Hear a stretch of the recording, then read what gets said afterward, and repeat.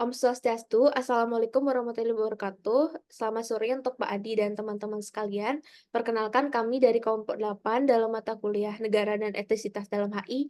Pada sore hari ini akan mempresentasikan terkait konflik Rwanda.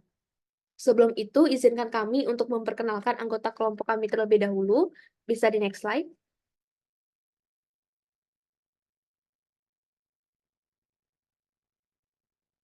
Perkenalkan saya Niputu Listiawati dengan NIM 072.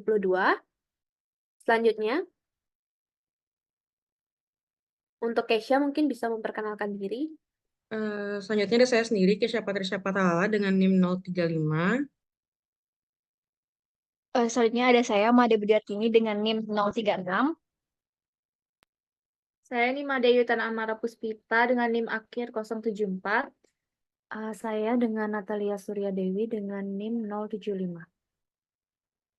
Baik, terima kasih. Pada sore hari ini kita akan mempresentasikan terkait dengan konflik etnis yang terjadi di Rwanda. Mungkin bisa di next slide.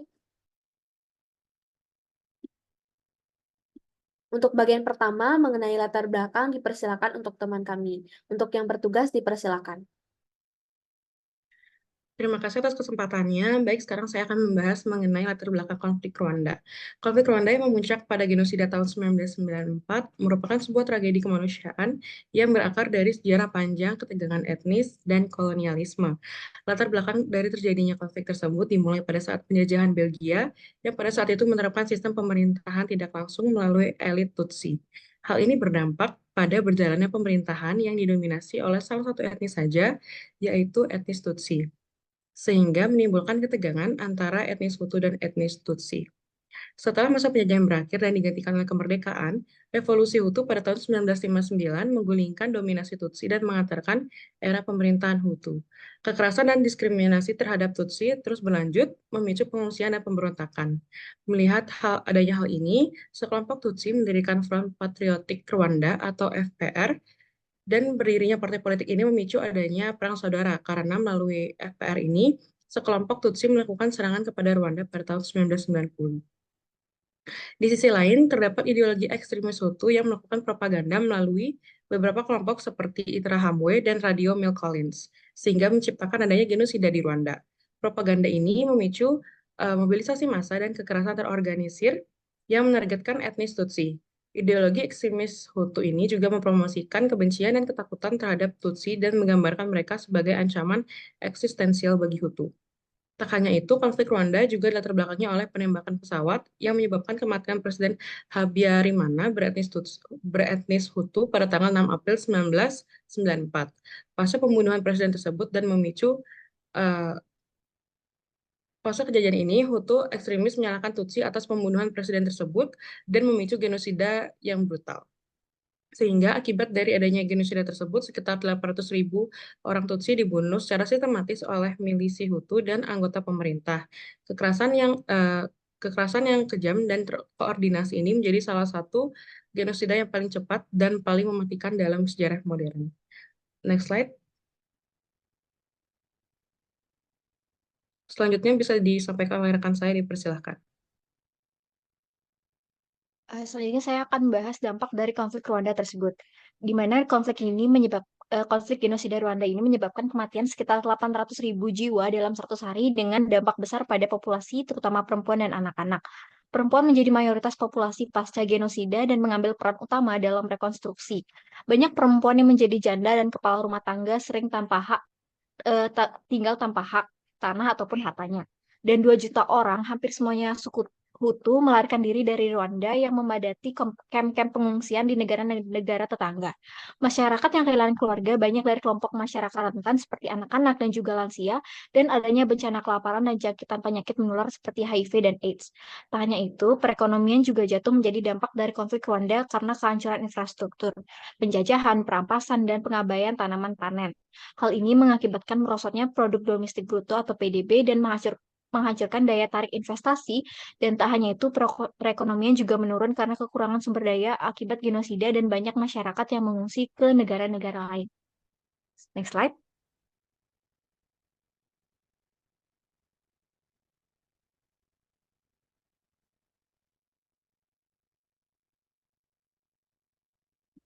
Baik, keterlibatan aktor internasional akan disampaikan oleh teman saya.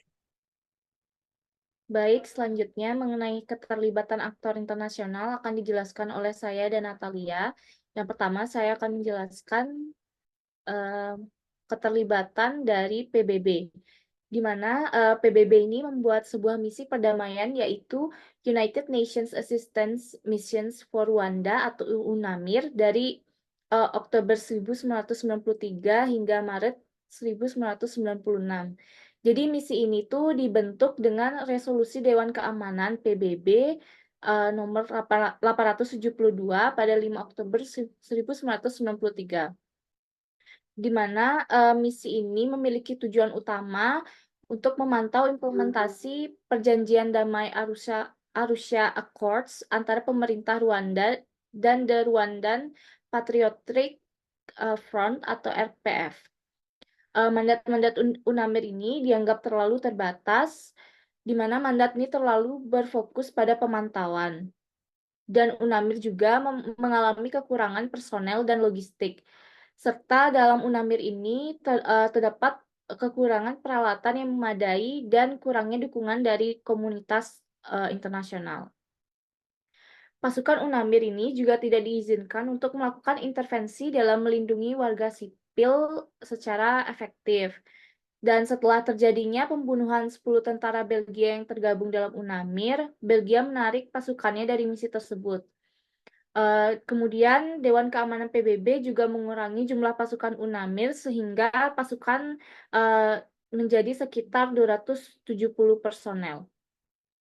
Dewan Keamanan PBB meningkatkan mandat UNAMIR melalui resolusi 918 setelah terjadinya genosida dan menambah jumlah pasukan. Namun penambahan ini terlambat.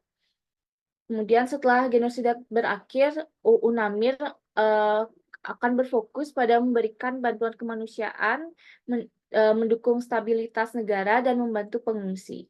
Next slide. Selanjutnya, keterlibatan dari Amerika Serikat. Di mana pada awal tahun 1994, Amerika Serikat telah diperingatkan mengenai potensi genosida di Rwanda melalui berbagai komunikasi dari kedutaannya di Kigali. Namun, kebijakan luar negeri Clinton menggunakan bantuan kemanusiaan untuk mempromosikan perdamaian. Tetapi dalam kasus Rwanda, bantuan kemanusiaan ini tidak cukup tanpa adanya dukungan militer. Intervensi Amerika Serikat selama genosida Rwanda ini tidak mencapai efektivitas maksimal yang diharapkan. Respon Amerika Serikat ini baru muncul pada Mei tahun 1994 ketika genosida sudah berlangsung beberapa waktu, di mana pasukan khusus Amerika Serikat ditempatkan di Burundi untuk membantu korban dan mengevakuasi warga Amerika. Kemudian masalah utama dalam genosida ini adalah ketidakmauan negara-negara Barat, termasuk Amerika Serikat, untuk mengirim pasukan atau mendukung UNAMIR secara finansial dan logistik. Selama dan setelah konflik, Amerika Serikat ini memberikan bantuan kemanusiaan melalui USAID dan mendukung program untuk membantu wanita, anak-anak, dan kelompok rentan lainnya sesuai dari dampak yang telah dijelaskan oleh teman saya sebelumnya. Dan kemudian PBB ini mendirikan International Criminal Tribunal for Rwanda atau ICTR untuk mengadili pelaku genosida yang telah menyelesaikan 55 kasus dalam konflik ini. Selanjutnya, keterlibatan dari Prancis. Jadi peran Prancis dalam konflik ini itu merupakan salah satu aspek yang paling kontroversial dalam keterlibatan internasional. Di mana pada awalnya Prancis telah memberikan dukungan militer kepada pemerintah Rwanda, termasuk pelatihan, persenjataan, dan personel militer, dan dukungan ini pun berlanjut saat adanya konflik ini. Pada awal tahun 1990-an, ketika RPF melancarkan serangan dari Uganda, Prancis meluncurkan Operasi Noroid, di mana mereka membantu melawan dari gencatan senjata yang diberikan oleh Uganda. Kemudian operasi ini mendapatkan kritik karena dianggap mendukung rezim Habyarimana yang kemudian terlibat dalam genosida.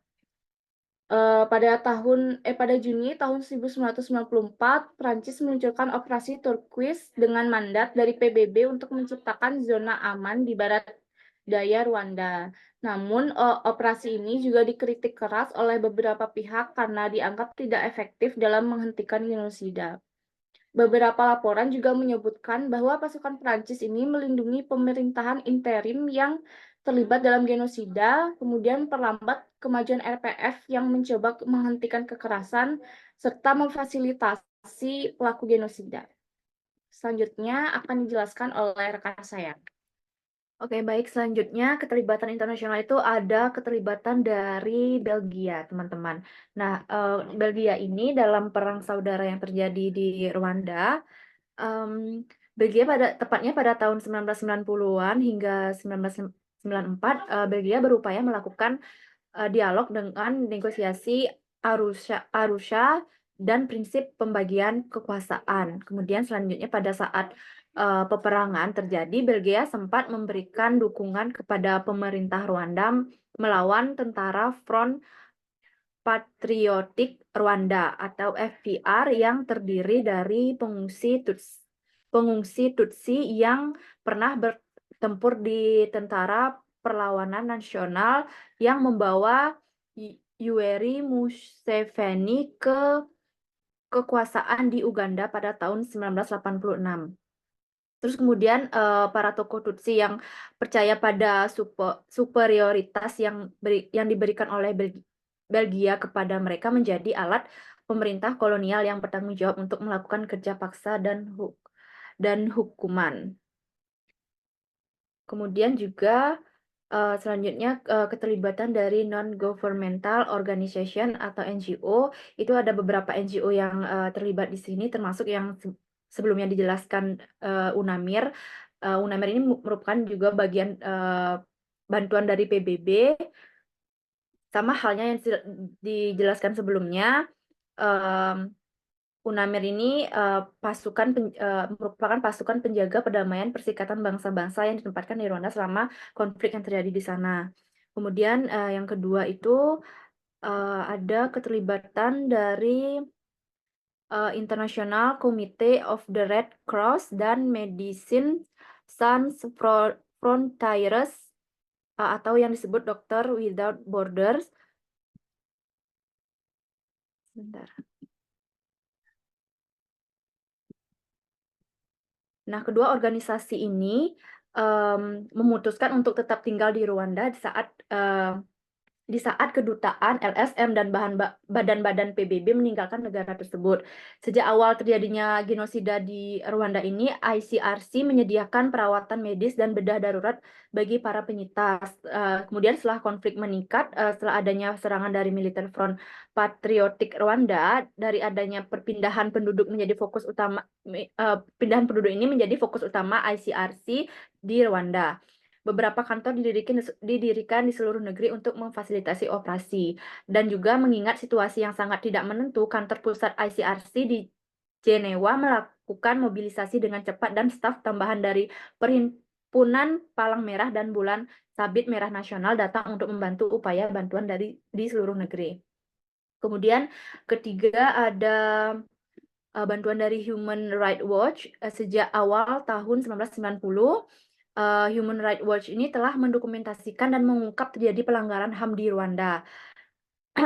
Alison Desforges merupakan salah satu pakar Rwanda yang terkemuka di dunia. Ia berusaha keras dalam mendedikasikan karirnya untuk perjuangan HAM di wilayah Great Lakes di Afrika, khususnya di Rwanda.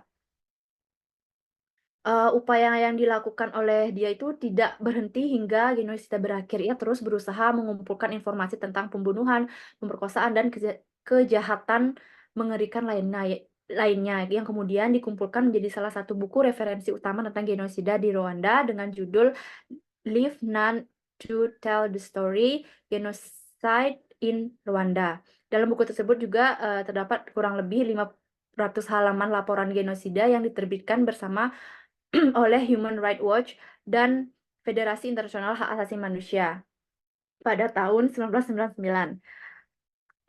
Juga yang keempat ini, yang terakhir ada Amnesty International, di mana Amnesty International ini merupakan organisasi hak asasi manusia yang berkomitmen untuk melindungi dan mempromosikan hak asasi manusia di seluruh dunia. Hampir sama sebenarnya dengan dari Human Rights Watch ini, namun di sini mereka di Amnesty International ini mereka terlibat dalam membantu melaporkan pelanggaran hak asasi manusia yang terjadi selama konflik di Rwanda, seperti melaporkan hak-hak pengungsi dan imigran, serta kebebasan berekspresi, berserikat, hak atas peradilan yang adil, penyiksaan dan perlakuan buruk lainnya, dan hak atas lingkungan hidup yang bebas, serta hak atas kebenaran, keadilan, dan reparasi.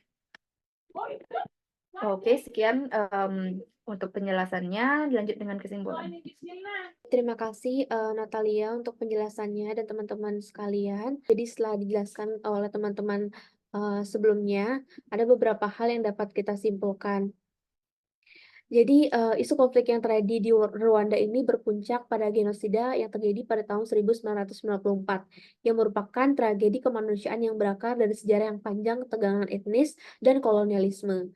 Nah, genosida ini dipicu oleh ideologi ekstremis Hutu yang menyebarkan kebencian dan ketakutan terhadap Tutsi. Dengan kematian Presiden Habyarimana yang terjadi pada April 1994, hal itu menjadi pemicu utama aksi genosida yang terjadi di Rwanda.